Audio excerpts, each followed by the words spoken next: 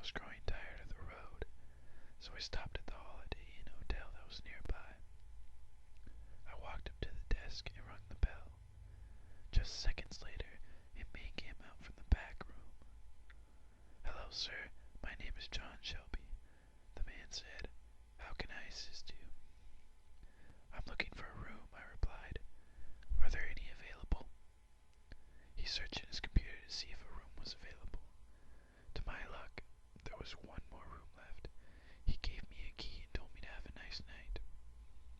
I asked him to point me towards a vending machine, and he did just that. When I walked to the vending machine, craving a bag of chips, I noticed a pool at the end of the hall.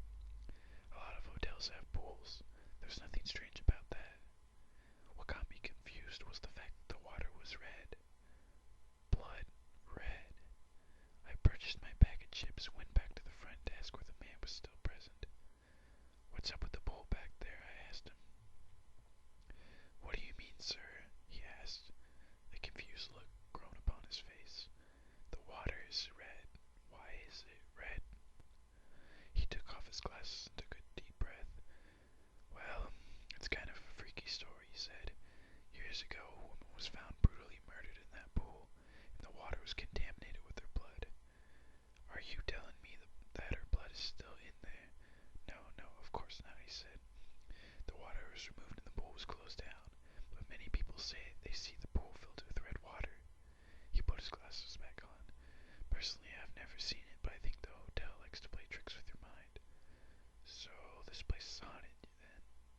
He shook his head. "Yeah." I was shocked, not really scared, but just surprised because I had never had an experience like that before.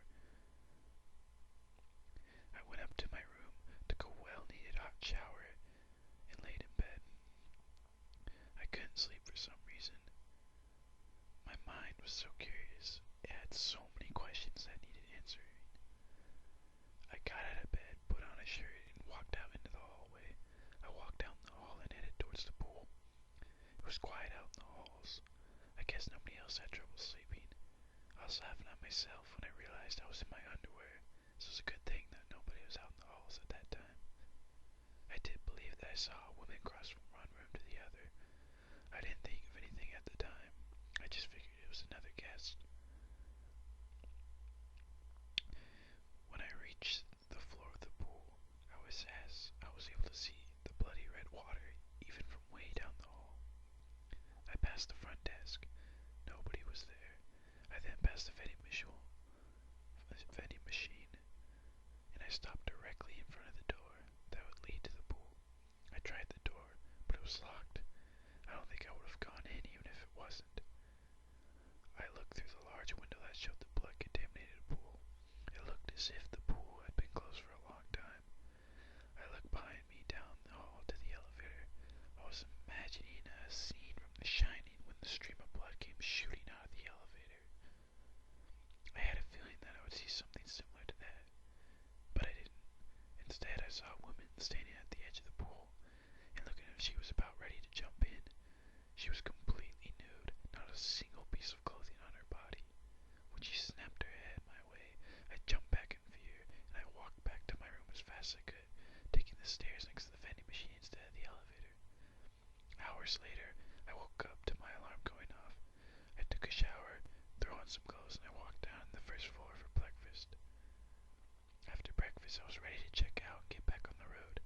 I decided to take one last look at the pool before I left. I walked slowly past the front desk, past the vending machine, into the pool. I was still freaked out by what happened the night before as I looked through the window. I was surprised to see that the pool was empty. There was no red water, and there was no woman. I walked back to the front desk where a woman was working. "Is John Shelby available?" I asked. She gave me a confused look. "Excuse me," she said. "John Shelby," I repeated. "He was working here last night." "John Shelby died back in 1982, she said. "He killed himself after murdering a woman right there in that pool." Is this a joke, sir?" "Yeah," I said, forcing out a laugh. "It was just a joke." I returned my key and left that building. I got back on the road, never forgetting about what happened that night in the hotel.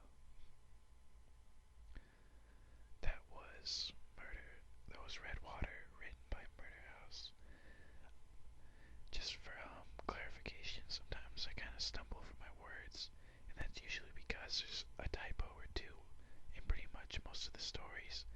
So I have to kind of hesitate and, figure out what the word is, or they'll have like the wrong version of the word in the story, so I kind of have to fix it myself. So that's pretty much usually the reason if I happen to stumble on my words. So just to let you guys know, thank you for listening.